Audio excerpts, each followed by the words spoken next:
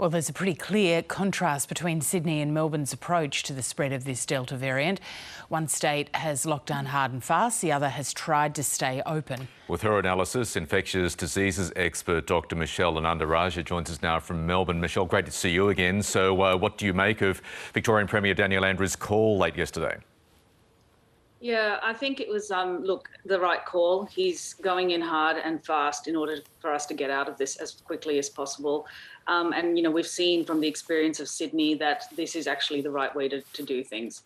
I'm pretty concerned with Sydney. I think that the leadership has been very confusing and messaging inconsistent, and it's generated a lot of chaos. And, it appears that they're going with a kind of a slow burn approach, 30 plus cases a day. I think it's a high risk strategy.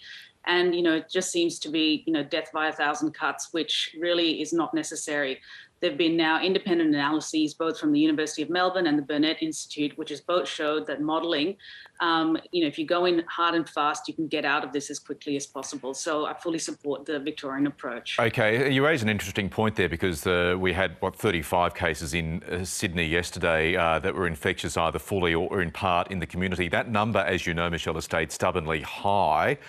If it does stay high, and the Premier was warning yesterday the numbers would spike this morning when she releases the latest figures, will, in your view, the New South Wales government have no choice but to go harder with their lockdown?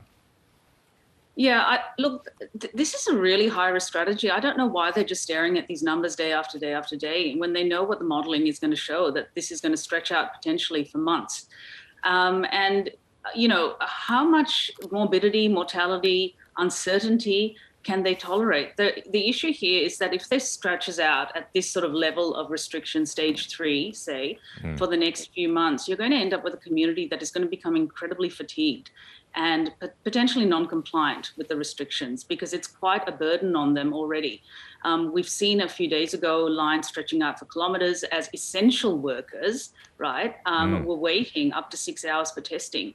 Now, that sort of burden on the community cannot be sustained, for weeks to months on end. It's completely, it's unacceptable. So they really do need to make some tough decisions. I don't know why they are trapped in this sort of false dichotomy of economy versus health when we all know that the two are completely interlinked.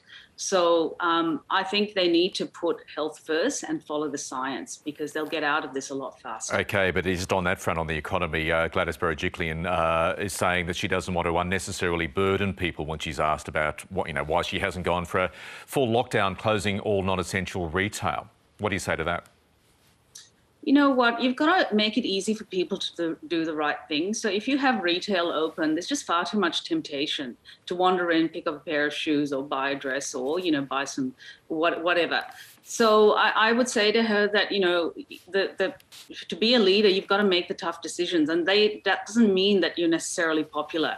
That's not what this is about. You've got to give people guidance. They're seeking guidance and they want really clear messages delivered so that there is no room for error here. I think she needs to do that. I think that there's just been a little bit too much vacillating around this and confusion. And the community right now, they need stability. There's so much anxiety in Sydney. I mean, I have family in Sydney and I'm getting daily phone calls around the level of anxiety. People are double masking, they're worried. And there's just not enough vaccine, of course, which is the other problem. So, I think I would strongly urge Gladys to, step up and really take a page out of Victoria's playbook here. We'll see what the next 24, 48 hours bring to us. Dr. Michelle Ananda-Rajah, thank you so much for your analysis this morning. Thanks, Michael.